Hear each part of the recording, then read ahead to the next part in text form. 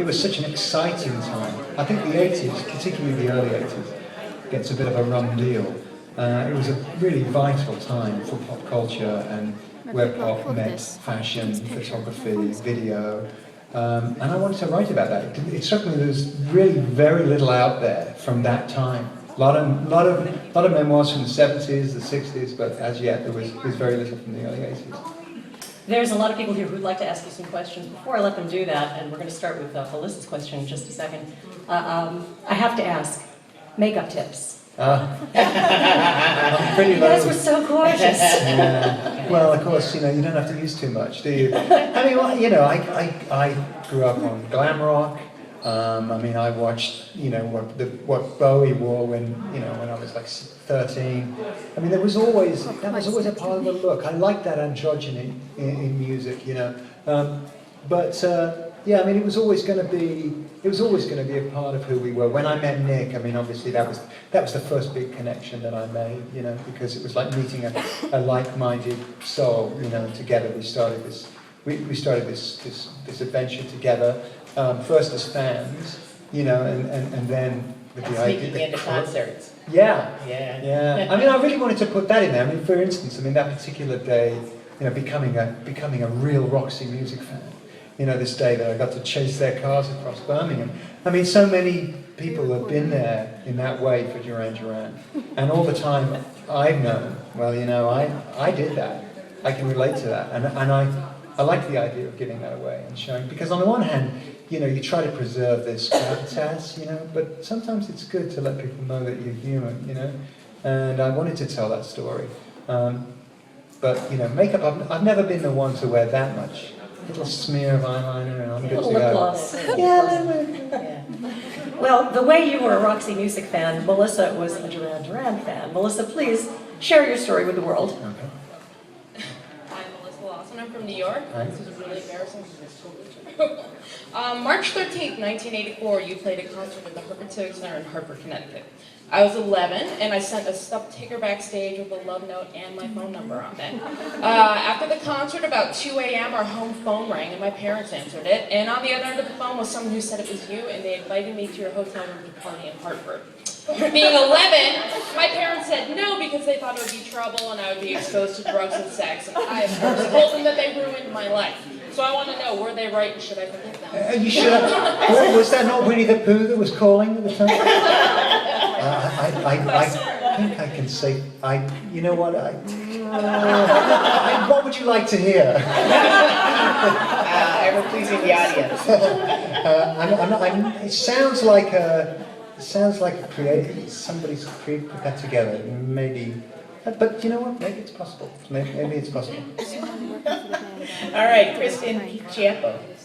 Hello, Hi. I'm Kirsten from New Haven, Connecticut. And I'm just wondering, there are very many detailed stories and recollections in your book about things that happened in the early years. And I know that I find myself having what I call not quite senior moments or midlife moments regarding memory. And I'm wondering if you kept journals or diaries back then that you had to refer to for any specific details while you were writing the book. I had one or two diaries that really had very little in them. I was able to use them just to pinpoint places. First couple of years, there's almost nothing in the diaries except places. And venues, TV shows, occasionally there'd be some mention of a single coming out or something. I think the only thing that I took wholesale out of a diary was something that I'd written on New Year's Eve. I think it was 82, and it was kind of sort of introspective. I was looking back over the year and sort of looking ahead to the next year, and it was almost it was like a prayer almost that I'd written this thing, and it was quite moving when I read it, and we decided to keep the whole thing in. You talk about your influences quite a bit and your mom. Yeah. You talk about your mom quite a bit. Yeah. And you mentioned Roxy Music, but you say you went to the school of Beatles, Bowie, and the Sex Pistols. And I was wondering what classes they taught at that university. Well, the Beatles, they teach you about, how to be a group, and how to respond to hysteria, and how to keep growing as artists, and don't get dragged down. Don't ever play to the lowest common denominator. You know, don't. I mean, they never lowered their game for the audience. Do you know what I'm saying? I think that's what's so great about their career arc. They just kept aiming higher and higher. Bowie was was a great individual. I feel he was the one. His 70s career was the one that was most interesting, at least for me. He built on the Beatles model, and he did in his sort of 10-year arc. You know what they were able to. It's always about artistic growth, I think. Really, you know, it's how do you keep growing? How do you keep adjusting? But the Sex Pistols I have to be grateful for, because the Sex Pistols said in 1977, basically, the less you know, the more you've got to say. And at that point, I really knew nothing. So that gave me an in. Something that was specific to all of them, and Roxy Music, who we mentioned a few minutes ago, was a very, very specific aesthetic. Yeah. Which Duran Duran also had. I mean, on the boats with the suits. Yeah. I never wear a suit on a boat. Yeah, I know. And the funny thing about that, I was thinking about that, actually. At no point when we showed up for that Rio shoot, at no point did anybody say, are you going to wear that? Yeah, I mean, it was just a given. But there's a point in your life where the confidence is just total. And you can wear anything and get away with anything. I mean, now there would be so many discussions. Really, is Simon going to wear that? And really, do you think that's? And it was just take them as they are, you know. So no focus groups. You just we're wearing the suits. We're wearing the no suits, we're stylists. getting away. No stylists, really. No. You backstage doing each other's hair. No, not exactly. But,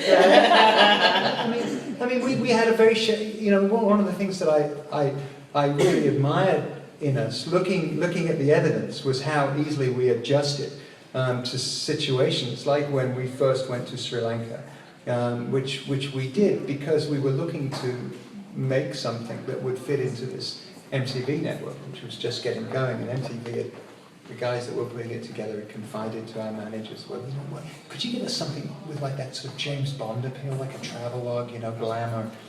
So they convinced us that we should stop off on our way to Australia for our first tour there, stop off for a few days in Sri Lanka.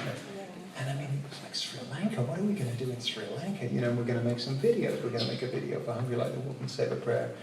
And I don't know, when we got there and the cameras started rolling, we looked like a band. We'd adjusted our image. We were very, very good at doing that. We didn't talk about it a lot. It just sort of happened. Everybody had a great instinct for what the right look was for the moment. How old were you when you were in Sri Lanka? In Sri Lanka, 20. I was almost 22. So I was still 21. Nick was still 19. And here we are in Sri Lanka. Yeah. Let's hear Rachel Coy's question. Hi, Rachel, Jersey City. Hey, Rachel. Do you think shows such as American Idol and X Factor have had a positive or negative effect on the music industry? Well, I'd have to say they have a negative effect, quite honestly. And I would just look at the evidence, and I would, I don't know. I've never been a fan of talent shows, particularly. And I also, I like a little bit more creativity. I'm more interested in songwriting. I'm more interested in idiosyncrasy, something that somebody has that is different to everybody else, and it's a little too cookie cutter for me. I've got nothing against talent shows, but those talent shows in particular take up a lot of room in the media. A lot of space when when space could be going to more interesting artists. But the interesting artists will survive. How do you think Duran Duran would have done in front of Simon Cowell? Oh, never. Never in a million years would I have wanted to go on a show like that. It's not made for bands like Duran Duran. It's like. I mean, I don't want to put it down because it has its audience, but it's a different deal. I'm not quite sure what it is actually. Can we back up a little bit, because I want you had so many, Kim named a few of your influences, but I want to talk a little bit more about your mom and dad. Mm-hmm. Your dad, the car executive, your mom who didn't drive, and and how much radio and the music that was coming out, even in their years, played such an important part of who you were, as well as the church. Right. Because you were doing that daily. Okay. Right. Well, the church was crucial, and the church, I mean, Catholic. I was raised Catholic. I was taken to church almost every day, except Saturdays. You know, then the church was the local grocery market.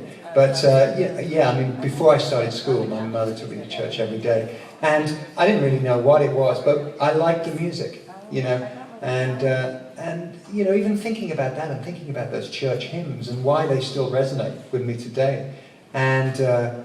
But you know, these are songs that have to appeal to 5-year-olds and 95-year-olds. So you know, they've got to be good, and for them to survive, they've got to have, you know, even if you don't take anything away from the words, if melodically, structurally, they're pretty strong.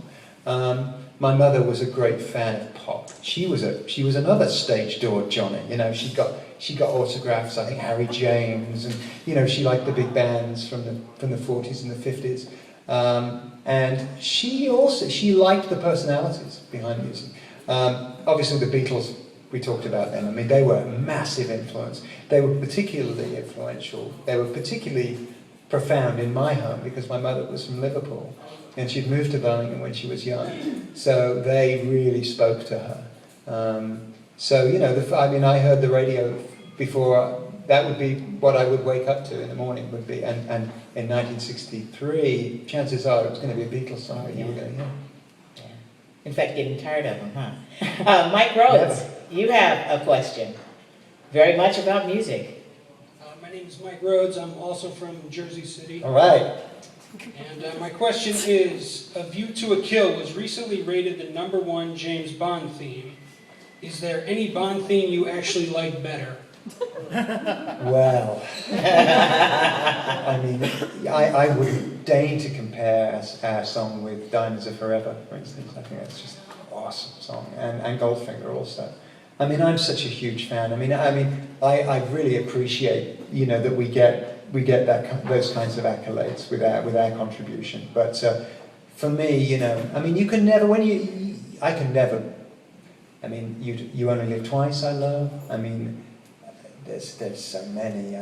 Have you heard Adele's? I have, and I think throwback, isn't it? I think it's great. It is. I mean, I was so happy to love it, you know, and I thought, God, they did it perfectly. You know, it's just yes, it's a throwback, and she just delivers it. It's like Shirley Bassey. It has that kind of gravitas, but a sense of fun and a bit of a kick to it. It's great. Once again, this is SiriusXM Book Radio. It's an Author Confidential with John Taylor of Duran Duran.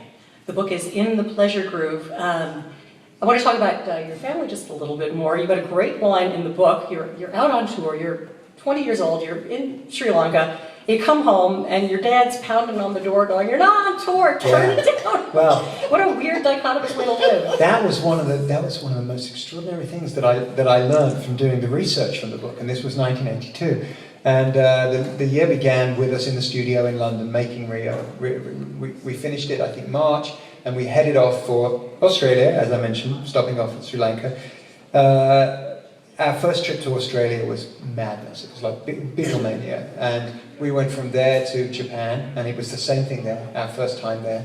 We came to the States. All that summer, we crisscrossed the country 3 times, I think. And then we went back to the UK and we did a sort of triumphant end of year tour there. And we finished with a run in our hometown, and we were staying at the Holiday Inn. And then it was like, and we checked out of the Holiday Inn. This was in Birmingham. And then where did I go then? Where did I go? Where did I go? Oh my God, I was still living at my parents. You know, and I've gone and I've had that experience. And I'm still living with Mom and Dad. And that was, I mean, I could have written a book just about that. I mean, it didn't last very long. But I felt I got a couple of, I mean, I put that bit in about, you know, I had to introduce to my mother the idea of the Do Not Disturb sign, you know, which you know, I brought from my hotel experiences, which said, you know, do not disturb on one side and please make up room on the other. And they were pretty. And of course, there's something quite wonderful about going back home. But then, you know, as you say, when Dad starts banging on the door saying, you know, on bloody tour now, turn that music down. It's like time to move out. We talked about the 80s being a time of operatic excess. I sort of remember a little bit. Who were your competitions on the charts at that point? Well, I remember, well, let's see. I mean, in the UK there was a band called Spandau Ballet, and they were really like, we were rivals. They were from London. Our first singles came out within months of each other, and we kind of like parlayed songs back and forth. And then there were, then we came over here. I remember coming over here and seeing how well Billy Idol was doing. Billy had moved here, and he was being promoted as a solo artist. I mean, we didn't really have... I remember Tiger Beat magazine, one of the first things Tiger Beat magazine wrote about us, or it might have been 16. It said, Journey or Duran Duran? So, are you going to stick with our old heroes' Journey, for da-da-da-da, or are you taking a fancy to the new kids on the block? They're from England, and they look a little strange, but, Duran Duran. So, yeah. Maybe those two. Journey and Spandau Ballet. Yeah. Okay. There probably would not have been an MTV without your videos. I would have been a very different place. But I don't know if you noticed this, but some of them, like Union of the Snake, didn't make a whole lot of sense to me. I'm not a fan of that one, actually. What was the scene on the sets of some of these videos like? Well, they were all kind of different. A lot of the times it was kind of something that we had to do. It wasn't, because we didn't apply the same kind of creativity. The creativity for the videos wasn't really coming from within the band. We were too busy writing and performing, and the songs would be given to the director, who would listen, and then he'd write up a treatment, and and everybody would kind of agree on the direction. But I think MTV is quite interesting because I think we talked about that, didn't we? We talked about MTV and the music that they were playing. But the videos they had to be done. But we were. It was just another way of promoting yourself. Yeah, and you never know. That was the X factor for us. We thought we had our career mapped out perfectly, and we knew exactly how to get from A to B.